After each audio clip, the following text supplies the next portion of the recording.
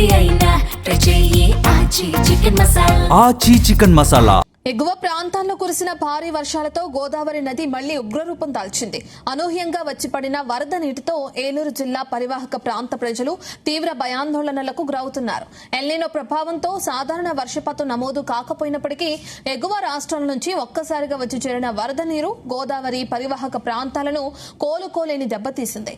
ఏలూరు జిల్లాలోని కుక్కునూరు, వేలేరుపాడు మండలాల్లో అటు రహదారులు జలమయం అవడంతో పాటు రవాణా వ్యవస్థ పూర్తిగా స్తంభించిపోయింది. ముఖ్యంగా వేలేరుపాడు మండలంలో ప్రత్యామ్నాయ మార్గాలు కూడా లేకపోవడంతో దాదాపు 16 గ్రామాలకు బాహ్య ప్రపంచంతో సంబంధాలు తెగిపోయాయి. ఇక గుండేటి వాగు వంతెనపైకి భారీగా వరద నీరు చేరడంతో అధికారులు అప్రమత్తమై వాహనాల రాకపోకలను పూర్తిగా నిలిపివేశారు. వరద తగ్గుముఖం పట్టే వరకు ఈ గ్రామాల ప్రజలకు తిప్పలు తప్పేలా లేవు. పోలవరం ప్రాజెక్టు స్పిల్వే వద్ద నీటి మట్టం 31 మీటర్లకు చేరుకుంది. ఇక దీంతో ప్రాజెక్టుకు చెందిన 48 గేట్లను ఎత్తివేసి మొత్తం 5,33,000 క్యూసెక్కుల వరద నీటిని అధికారులు దిగువకు విడుదల చేస్తున్నారు. వరద ప్రభావిత ప్రాంతాల్లో ముందస్తు హెచ్చరికలు జారీ చేసి పరిస్థితులను సమీక్షిస్తున్నారు.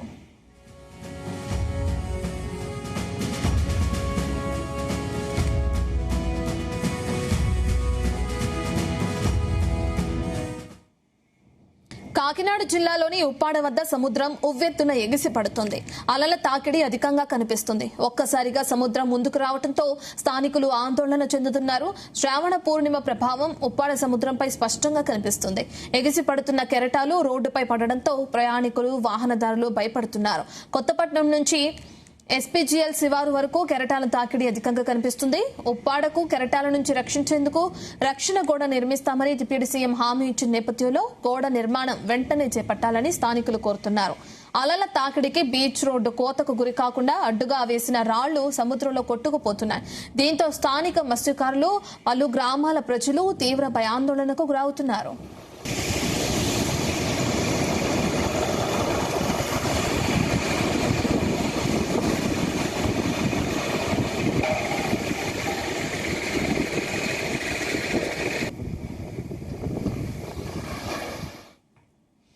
జూరాల నుంచి శ్రీశైలం ప్రాజెక్టుకు వరద నెమ్మదిగా కొనసాగుతుంది. ఎగువ నుంచి జూరాలకు నీటి వరద తగ్గడంతో అటు ఇన్ఫ్లో 13,000కు తగ్గిపోయింది. ఈ ఎఫెక్ట్ శ్రీశైలం ప్రాజెక్టు మీద కూడా పడింది.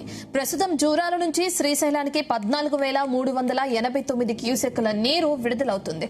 శ్రీశైలంలో విద్యుత్ ఉత్పత్తి ద్వారా 39,685 క్యూసెక్కుల నీటిని నాగార్జున సాగర్ కు విడుదల చేస్తున్నట్లు అధికారులు తెలిపారు.